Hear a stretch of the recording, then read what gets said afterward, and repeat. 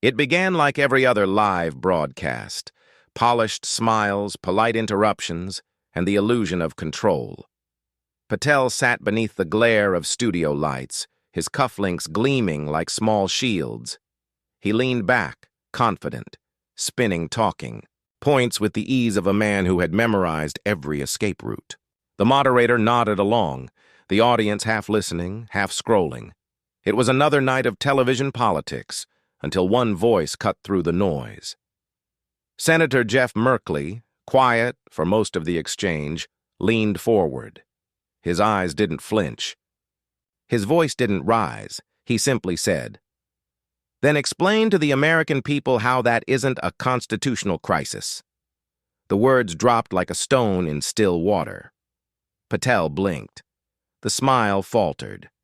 For the first time that evening, the practiced rhythm broke. He tried to answer, his lips parted, but nothing came out. The air in the studio thickened. The moderator glanced at him, waiting for a comeback that didn't arrive. The cameras kept rolling. America kept watching. In that silence, something shifted. Merkley's gaze held steady, not triumphant, not cruel, just unyielding. He wasn't there to win a soundbite. He was there to defend a principle older than either of them. Across the country, viewers leaned closer to their screens. The say. Feeds streamed in coffee shops, airports, dorm rooms. Everywhere the Constitution was still supposed to mean something. Patel swallowed, his eyes darting toward the producer's booth. His hand brushed his tie as if a gesture could summon confidence back. But it didn't. The nation could see it. The moment the spin cracked, Merkley didn't speak again. He didn't need to. The silence was louder than any argument Patel had rehearsed. For a long second, no one moved. Even the studio clock seemed to pause, as if time itself wanted to witness this. The instant when truth cornered arrogance live on national television. Then softly, the host cleared her throat. "We'll be right back after this break." But America didn't go anywhere. Clips were already being recorded, captions written, hashtags forming before the commercial even began. 48 hours earlier, Patel was untouchable. His name filled headlines, his interviews ran on a loop, his tone carried that blend of charm and certainty that made disbelief seem unpatriotic. He called it streamlining executive efficiency. His critics called it something else entirely: overreach, power grab, a rewriting of checks and balances dressed up in bureaucratic language. On morning shows and evening panels, he smiled his way through confrontation. When hosts pressed him, he countered with polished ease. "The Constitution evolves with the nation. If we're to govern effectively, we can't be handcuffed by 18th century limitations." It sounded visionary, almost reasonable, until you realized what it really meant: that authority no longer answered to accountability.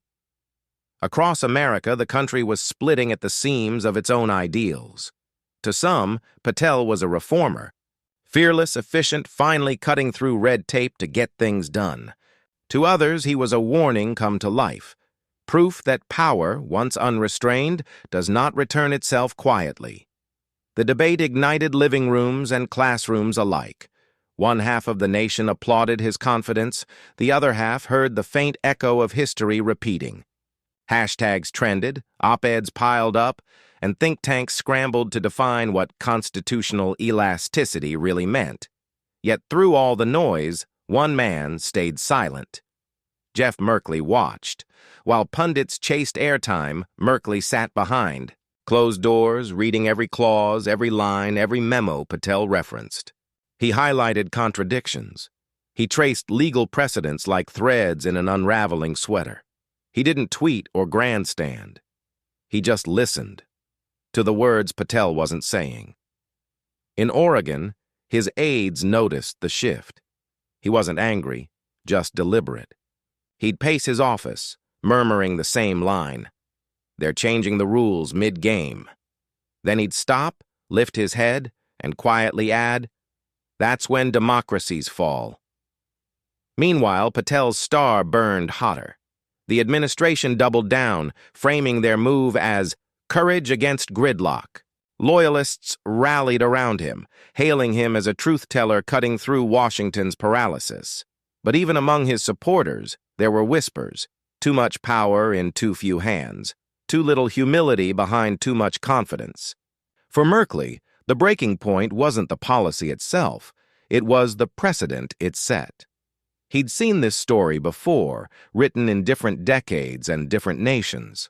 Power tested the Constitution not by tearing it apart, but by gently, methodically, bending it until it forgot its own shape. So when Patel brushed off a reporter's question with, "It's not a constitutional crisis, it's progress," Merkley's pen froze mid-air. He looked up from his notes, the flicker of resolve sharpening in his eyes. Progress without limits was just a new name for dominance. By that night, staffers said he looked like a man who'd found his opening. He reread transcripts, rehearsed phrasing, and watched Patel's interviews again, not to memorize them, but to feel the rhythm of his overconfidence. Merkley wasn't preparing a speech. He was preparing precision. The next morning, producers called his office to confirm his appearance on the panel. He simply said, "I'll be there." As Patel continued his media blitz, confident and untouchable, he had no idea who was waiting on the other side of that studio desk, or how years of quiet study, restraint, and principle were about to collide with his empire of evasion. But Merkley wasn't done watching. He was preparing a strike, one that would unfold live before millions. Long before the cameras found him, Patel had already mastered the art of control, not the kind written in laws or contracts, but the subtler kind, the rhythm of conversation, the weight of a pause, the slight smile that told an opponent he'd already won. He began his career not in politics, but in persuasion. A young policy aide with an uncanny ability to translate complex legislation into sound bites that could fit neatly into a chyron. His colleagues noticed. His superiors took notes. The machine had found its perfect messenger. Washington has a way of rewarding the man who makes power sound palatable. Patel rose quickly, moving from speechwriter to strategist, strategist to spokesperson. He wasn't the loudest voice in the room. He was the one who made everyone else sound coherent. By the time he hit his mid-30s, he was the invisible architect behind several of the administration's biggest wins. When reporters quoted senior officials, they were quoting him without realizing it. Then came the moment that would define him. A high-stakes press briefing, tense with speculation, the administration under fire for bending procedural norms. Patel took the podium for the first time, a substitute for the press secretary who had suddenly fallen ill. Cameras clicked. Lights flared, and in that moment he transformed from background operator to star performer.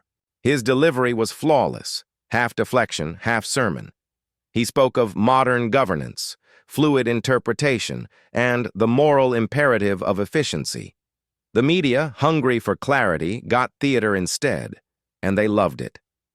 Overnight, Patel became the administration's go-to defender. Networks courted him, pundits quoted him, and late-night hosts mocked him, which only made him more famous.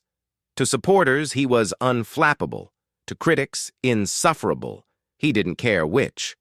Attention was currency, and Patel knew how to spend it. He built his empire on image, tailored suits, clipped syntax, and a smirk that dared anyone to interrupt. He never yelled, never sweated, never admitted uncertainty. Every confrontation was a stage. Every question, a chance to pivot from fact to philosophy.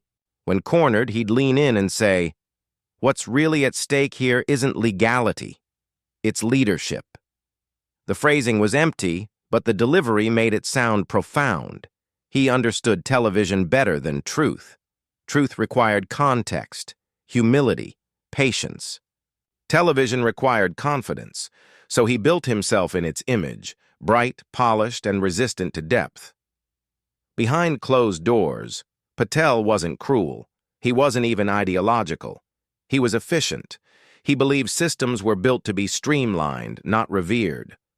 The Constitution, in his mind, was a starting point, not a ceiling. Governments fail when they hesitate, he'd tell junior staffers. Control the narrative, and you control the nation's pulse. Powerful men noticed. Invitations to private retreats, think tank dinners, and fundraisers followed. Patel, the immigrant success story who spoke like a philosopher and debated like a lawyer, became the darling of elite donors who wanted modernization without morality. He was proof that charisma could rewrite caution. Every step higher made him believe the same myth, that intellect was armor and charm was invincibility. He could glide through hearings, laugh off oversight, turn scandals into semantic debates. When cornered, he'd simply redefine the question until there was no corner left, and people applauded him for it. But underneath that elegance was fear, not of failure, but of silence. Patel didn't like pauses. Pauses gave others time to think, so he filled them, always, with words. The constant hum of explanation, justification, persuasion.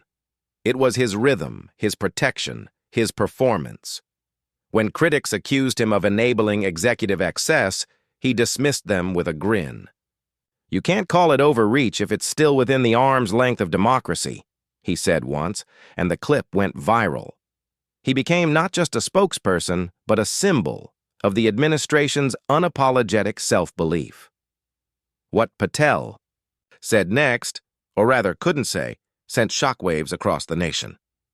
And yet, somewhere between strategy and spectacle, Patel began to believe his own lines.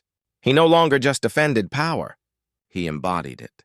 The networks framed him as the architect of control, a title he secretly enjoyed. It wasn't meant as praise, but he treated it like a compliment. After all, control was victory, and victory was all that mattered. He thought he understood every variable, every angle, every weakness of his opponents. He believed there was no question he couldn't pivot, no trap he couldn't escape, no silence he couldn't fill, until one senator decided to call his bluff. Before the lights, before the confrontation, Jeff Merkley was never the man people expected to trend. He wasn't built for sound bites. He didn't bark his convictions or weaponize outrage for attention. His power came from something quieter, steadier, a belief that democracy isn't defended in speeches, but in stamina. Merkley grew up in a small Oregon town, the son of a millwright and a secretary. His childhood was measured in long workdays, calloused hands, and the rhythm of community, neighbors who shared what little they had, teachers who doubled as mentors, conversations that began and ended with respect. In that world, truth wasn't a debate topic. It was a duty. He learned early that you don't have to be loud to be right. His father once told him, "Son, if you know what's true, don't shout it. Stand on it." That line would follow him into every office, every argument, every Senate floor standoff. When he arrived in Washington, Merkley was a curiosity. Too soft-spoken for television, too patient for partisan theater. Reporters struggled to capture him because he didn't play the game. He didn't chase the spotlight, didn't angle for headlines. But beneath that calm exterior was the discipline of an engineer, a mind that dissected systems and saw how power bent rules not in explosions, but in quiet edits and procedural tweaks. His colleagues underestimated him at first. But in committee hearings, when tempers flared and patience wore thin, Merkley's questions cut through noise like precision tools. He didn't trap witnesses with clever phrasing. He guided them into clarity. Facts, once cornered, spoke for themselves. When others courted cameras, he courted reform. During the filibuster battles, when most senators shrugged off the procedural gridlock as unfixable, Merkley spent years building coalitions, drafting frameworks, and explaining, again and again, how rules were meant to protect debate, not bury it. He lost votes. He lost airtime, but he never lost the thread. Democracy, he'd say, dies when delay becomes design. In a city where ambition was currency, Merkley remained poor by choice. His staff joked that he treated every issue like a civics lesson, methodical, patient, frustratingly principled. But those same staffers would follow him anywhere. They'd seen him hold hearings long after cameras shut off, refusing to let complexity die for convenience. He didn't crave applause. He craved understanding. When he spoke for the people who didn't or couldn't shout. The nurse in Medford, the teacher in Eugene, the immigrant small business owner in Portland. He knew them because he'd lived among them. Their struggles weren't statistics to him. They were echoes of his own past. Patel's rise had irritated him, though he never said it aloud. To Merkley, Patel embodied everything wrong with modern politics, the triumph of spectacle over substance. Where Merkley labored to clarify, Patel thrived on confusion. Where Merkley respected the process, Patel manipulated it. Watching Patel dominate the airwaves was like watching a magician convince the crowd that the trick was truth. And yet, Merkley refused to attack him directly. He believed arrogance eventually exposed itself, that integrity didn't need vengeance. So he waited. He watched. Every time Patel stretched the Constitution's edges, Merkley marked it down, building a quiet ledger of contradictions. There was one night his staff would later recall, the moment they saw something shift. A televised panel replayed Patel dismissing oversight as political noise. Merkley stood behind his desk, arms folded, eyes narrowing at the screen. When Patel smirked and said, "We're not rewriting the Constitution, we're refining it," Merkley clicked the remote off. "That's the line," he said softly. From that night, his preparation began. Not a campaign, not a plan for personal gain, a defense. He revisited the Constitution like an old friend, tracing the intent behind its language. He studied the Federalist Papers again, reading by lamplight in his office, marking passages about restraint, balance, and accountability. He wasn't looking for talking points. He was looking for grounding, the kind that steadies your voice when everyone else is shouting. People called him old-fashioned. They were right. In an age of viral clips and moral flexibility, Jeff Merkley still believed in the power of precedent. He still believed oaths meant something. And most dangerously of all, he believed that silence in the face of overreach was complicity. So when the producers reached out, inviting him onto the same program where Patel was scheduled to appear, Merkley hesitated, not out of fear but out of respect for what was at stake. He didn't want a brawl. He wanted accountability, clarity, truth. But he also knew Patel wouldn't offer any of those willingly. He looked over at a framed copy of his oath of office. The words had faded slightly, but the weight of them never did. Support and defend the Constitution. That wasn't a slogan. It was a promise. He knew what walking onto that set would mean. It wouldn't be just a debate. It would be a test of patience, of principle, of whether quiet conviction could still pierce the roar of manufactured certainty. Merkley had spent his career believing in the system. Now he would have to defend it, live, before a nation that had forgotten what calm conviction looked like. And when Patel crossed the constitutional line, Merkley knew. It was time to draw one of his own. The cameras were already rolling when Patel leaned back in his chair, his trademark smirk flashing under the studio lights. He was in his element, the polished performer, the pundit who never lost his cool. Across from him sat Senator Jeff Merkley, posture straight, eyes steady, waiting. The broadcast had been billed as a special dialogue on constitutional limits, but everyone watching knew it was a showdown. Patel's camp had framed it as a chance to clarify misinformation. Merkley's team hadn't said a word. Silence, it seemed, was his opening move. The moderator began with a gentle question about executive discretion, national emergencies, the fine print of authority.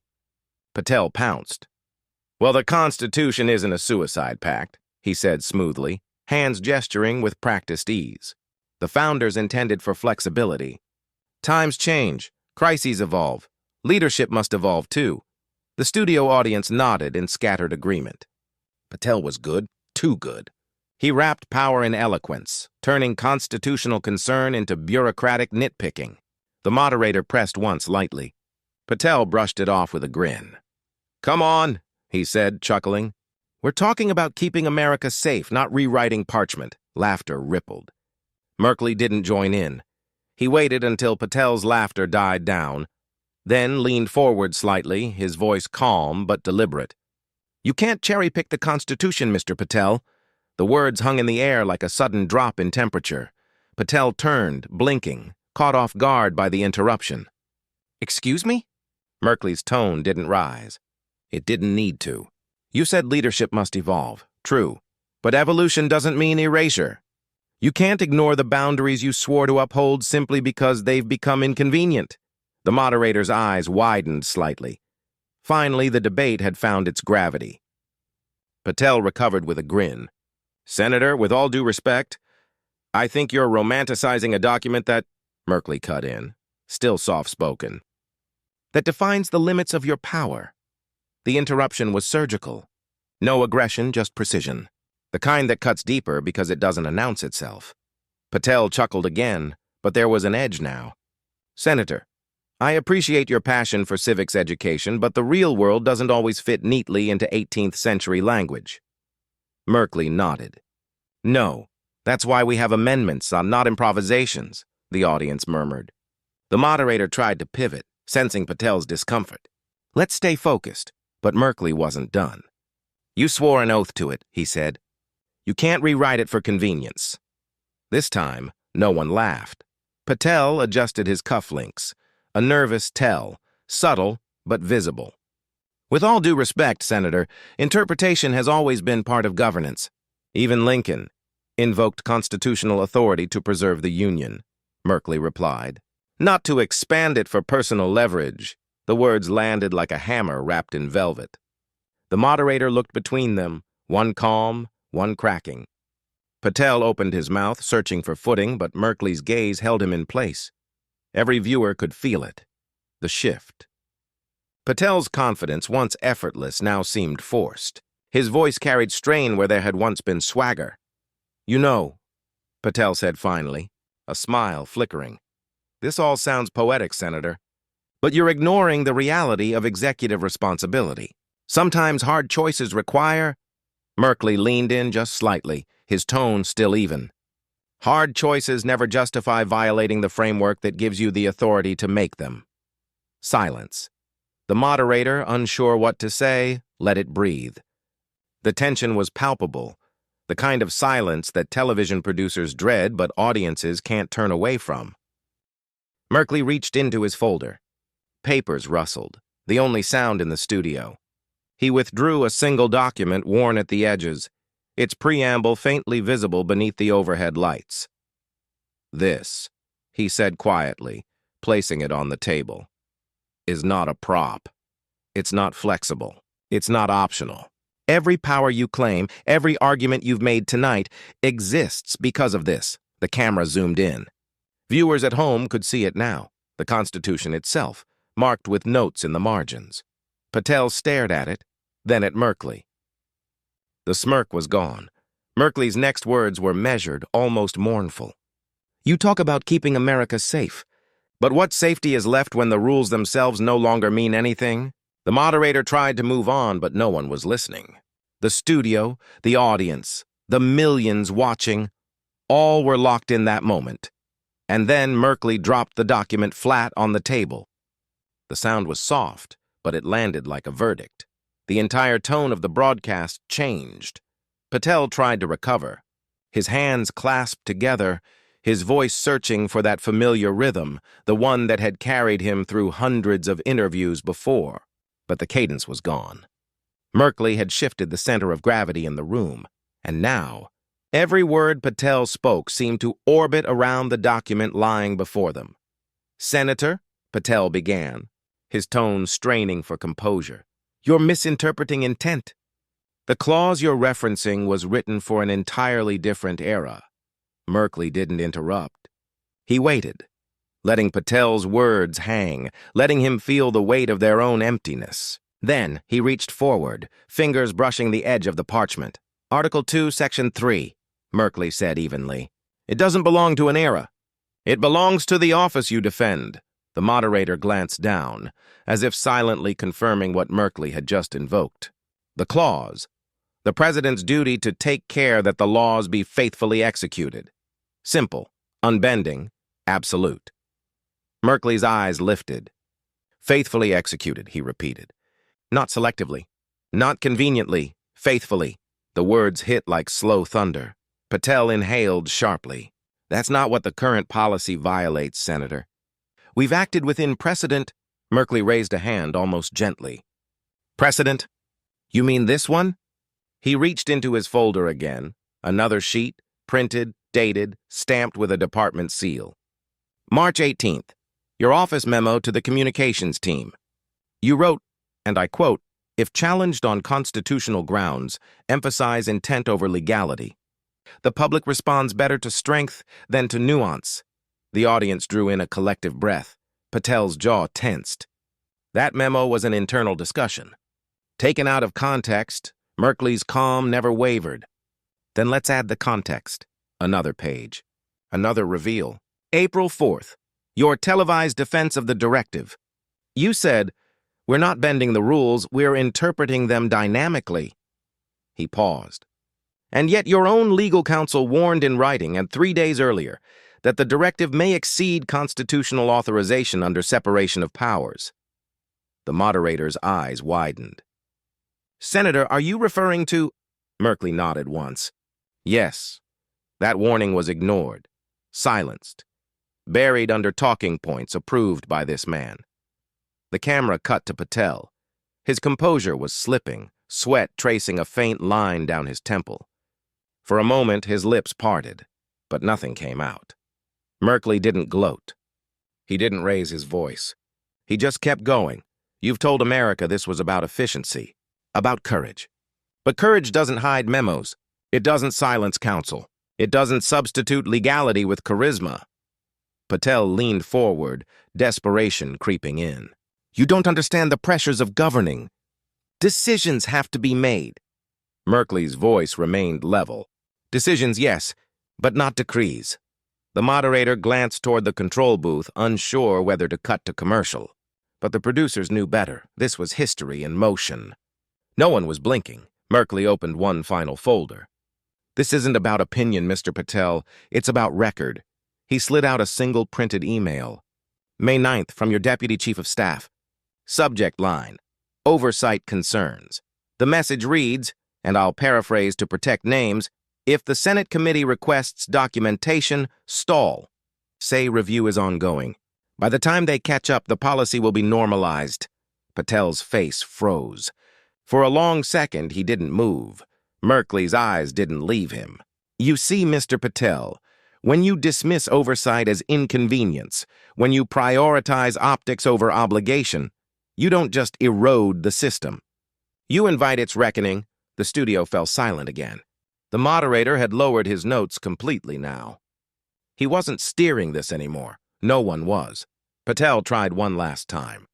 Senator, these leaks, these so-called documents, Merkley's tone softened, but his words landed harder than ever.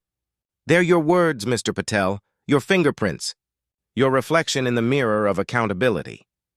For the first time in his public life, Patel looked smaller, diminished by the truth he could no longer bend to his will.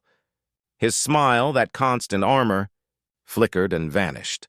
Merkley leaned back slightly, his expression not triumphant, but steady, like someone fulfilling a duty rather than savoring a victory. You said earlier, Merkley continued, that the Constitution evolves, that it must adapt to the times. I agree, but not through manipulation, through understanding, through stewardship. The moment we treat it as clay in our hands, it ceases to be the foundation beneath our feet. Patel swallowed, his voice barely a whisper. You're making this political. Merkley shook his head slowly. No, this isn't politics. It's preservation of the oath you swore, and the one you broke. The line hit like a gavel. For a heartbeat, no one spoke. Even the hum of the studio lights seemed to quiet itself. Patel looked down, at the document on the table, at his own trembling hands.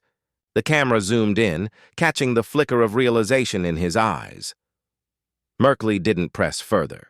He didn't need to. Truth had done what shouting never could. It had dismantled illusion. The moderator finally cleared his throat, breaking the spell.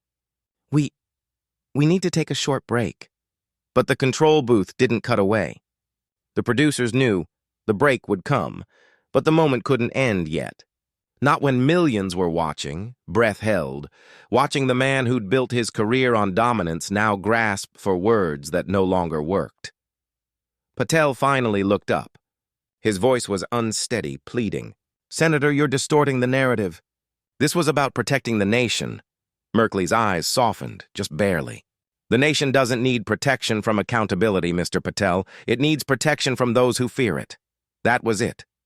The final stroke. The collapse wasn't loud. It was quiet, complete. Patel leaned back, exhaling as though the fight had gone out of him. The moderator didn't move. The audience didn't clap. The silence was its own verdict. Across the country, living rooms were filled with that same stillness. People leaned closer to their screens, some stunned, some vindicated, all aware that they'd just witnessed something rare. Clarity in an age of noise. And as the network finally cut to commercial, the image lingered, Merkley calm and unwavering. Patel staring into the space between defiance and defeat. Within minutes, clips of the exchange were flooding every social feed imaginable. It began as a flicker, a single clip posted by a political journalist at 9:42 p.m., grainy, captioned, hastily trimmed from the live feed. In less than 15 minutes, it became a storm. The headline was simple. Merkley reads Patel his own words, live. But what happened next was anything but simple. By 10 p.m., Twitter was on fire. Screens glowed with retweets, reactions, and disbelief. The video spread not through official channels, but through sheer momentum, the kind that only happens when truth cuts through noise. Hashtags bloomed, your Merkley moment, faithfully executed, your constitutional crisis live. Journalists described it as the most important 5 minutes of live television this year. Political junkies clipped it frame by frame. That instant when Patel's smirk disappeared, when silence filled the air like judgment. Meme makers froze that look, adding captions like, "When your spin hits the Constitution and faithfully executed, indeed." Across TikTok, creators turned the takedown into cinematic edits. Slow zooms, dramatic music, fire emojis framing Merkley's quiet stare. One viral post stitched his line, "It's not politics. It's preservation of the oath you swore, and the one you broke," over swelling orchestral music. It hit 10 million views in 6 hours. Cable networks scrambled to keep up. Within the hour, producers were cutting together special segments, looping the moment from every possible angle. The Chiron read, Merkley confronts Patel over constitutional breach. But even they were late to the real conversation, because the people had already taken over the narrative. Reddit threads dissected every second of the exchange. Users dug up Patel's old interviews, cross-referencing his own words against Merkley's documents. Fact-checkers confirmed the memos. Screenshots of the internal emails, the ones Merkley had read aloud, began circulating in think tank forums and journalist group chats. By midnight, major outlets had verified their authenticity. Patel's office tried to respond. A short statement appeared on social media. Tonight's exchange misrepresented complex governance processes. The senator's claims are inaccurate and politically motivated. The internet pounced. Replies flooded in. You mean the memo you wrote? Define faithfully executed. We'll wait. Spin can't fix this one. The ratio was brutal. Within an hour, the post had more clown emojis than likes. Meanwhile, Merkley said nothing. His Twitter account remained silent. No interviews, no victory lap. His silence became the statement. The country had watched him do what few politicians dared, use restraint as power. Cable panels debated it late into the night. Some called it a turning point in how truth is delivered in the media age. Others warned that it would polarize the debate even further.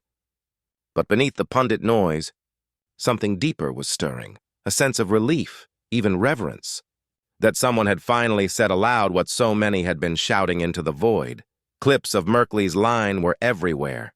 Protesters played it through megaphones outside courthouses. Students quoted it in civics classrooms. A veteran recorded a video saying, "That's what taking an oath means. You don't bend it when it's inconvenient." It hit 2 million likes overnight. Even rival politicians, some who rarely agreed on anything, quietly praised Merkley's composure. One conservative commentator tweeted, "I may not agree with him politically, but that was a masterclass in constitutional integrity." It was retweeted 40,000 times. Proof that truth, when spoken plainly, transcends tribe. Inside Patel's camp, the mood turned frantic. Advisors huddled over laptops trying to contain the fire, drafting statements, revising talking points, arguing over whether to attack or apologize. But every spin sounded hollow, because the tape existed. The words existed, and millions had seen them. The once invincible communicator now found himself outcommunicated, not by volume, but by veracity. Every attempt to reframe the event only magnified it. Late-night hosts mocked the damage control. One joked, "You can't redefine faithfully executed unless you're rewriting the dictionary, too." The audience roared. By dawn, the hashtag had crossed 40 million impressions. Analysts called it a digital referendum. Polling sites reported sudden spikes in searches for Article 2, Section 3. Civics teachers said students were quoting the clause in class. A movement was forming, not of partisans, but of people reawakened to the power of constitutional conscience. Meanwhile, Merkley, the man at the center of the storm, walked quietly through the Capitol corridors the next morning. No entourage, no cameras, just calm. When a reporter finally caught up and asked for comment, he smiled faintly and said, "The document spoke for itself." Then he walked on. That soundbite, too, went viral. For a night, it felt like America remembered what accountability looked like. Not loud, not flashy, but steady, unbreakable. The kind of courage that doesn't need to trend, but does anyway. Because people recognize it when they see it. But the story didn't end online. It carried back into the halls of Congress. By the following morning, the noise had begun to fade. But the echo of Merkley's words still lingered in the air, like the toll of a bell that refused to quiet. Talk shows replayed the exchange. Editorials poured in. Yet through it all, Merkley himself remained composed, choosing silence where others sought spotlight. When he finally spoke, it wasn't through a press conference or a grand televised address. It came as a brief written statement, a few sentences posted online without flourish or fanfare. Defending the Constitution is not a partisan act. It's a patriotic one. Our oaths mean nothing if they vanish under pressure. Truth doesn't need volume, only courage. Those words spread faster than the clips themselves. Teachers printed them on classroom walls. Activists shared them as rallying cries. Even skeptics admitted there was power in the simplicity. Patel's camp, meanwhile, grew quieter by the hour. The spin had collapsed under the weight of evidence, and even his usual defenders struggled to find footing. The man once celebrated for controlling the message now faced the one thing he couldn't control: consequence. His charisma, once a weapon, had turned into an empty echo. Merkley's composure became the story, not just the confrontation. In an age of shouting matches and viral outrage, his calm had won. Commentators began calling it the Merkley method, the art of dismantling arrogance not with aggression, but with precision and grace. And across America, something subtle but profound began to shift. Viewers didn't just remember the takedown, they remembered how it felt. The stillness in the studio, the moment arrogance broke against the rock of integrity. The sense that for once, someone in power had chosen truth over theatrics. For many, it wasn't just political, it was personal. Immigrant families who'd watched Patel's rise saw in Merkley's stand a reminder that justice still had guardians. Veterans who had taken their own oaths wrote that his words restored their faith. Even disillusioned citizens, long numb to scandal and spin, admitted they'd felt something stir again. That fragile thing called belief. On the Senate floor days later, Merkley addressed the moment briefly, his tone steady, reflective. "Our Constitution isn't a relic," he said. "It's a living promise, and every generation decides whether to keep it alive or let it decay in silence."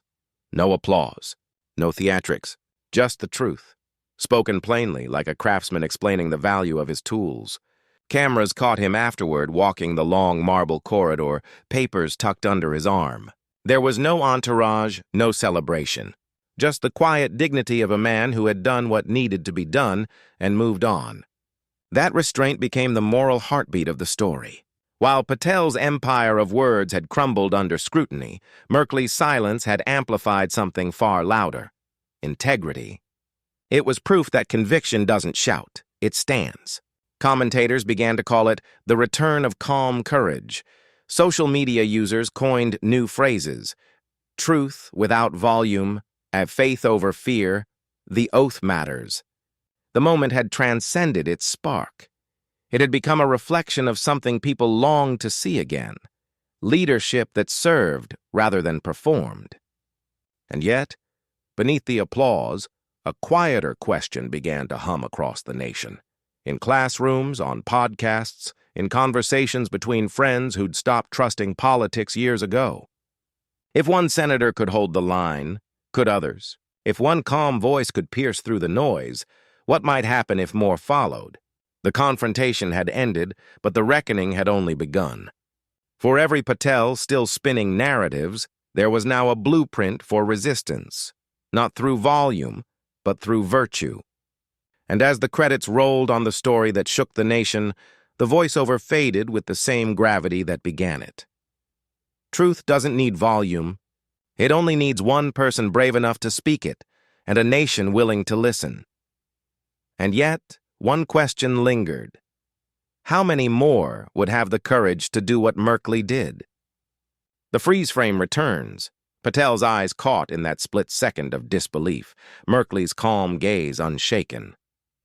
The room, the lights, the silence, it all feels different now. We understand what that pause meant. It wasn't confusion. It wasn't hesitation. It was the moment truth caught up with power. In that silence, the lies had nowhere left to run. No spin, no deflection. Just accountability, raw, undeniable, and live before millions. The narrator's voice softens. We live in an age of noise, where the loudest often drown out the honest, and spectacle replaces sincerity. But every once in a while, someone reminds us that silence can still speak louder when it's backed by truth. Clips flash, the trending hashtags, the protests, the headlines, the words faithfully executed lighting up across timelines.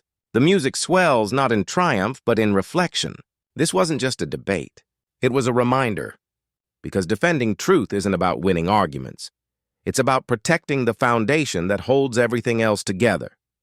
And that foundation, fragile as it may seem, endures when ordinary people choose integrity over apathy, courage over comfort. The voice returns, steady, inspiring. If you believe truth still matters, if you believe the oath still means something, then this story isn't just Merkley's. It's yours. A pause. The same quiet power that carried Merkley's words now settles over the screen. Subscribe. Share this. Stay vigilant, because the fight for truth doesn't end here. It continues with every one of us. The screen fades to black. The echo of that moment, one man standing firm as another faltered, lingers like a heartbeat. The fight for truth continues.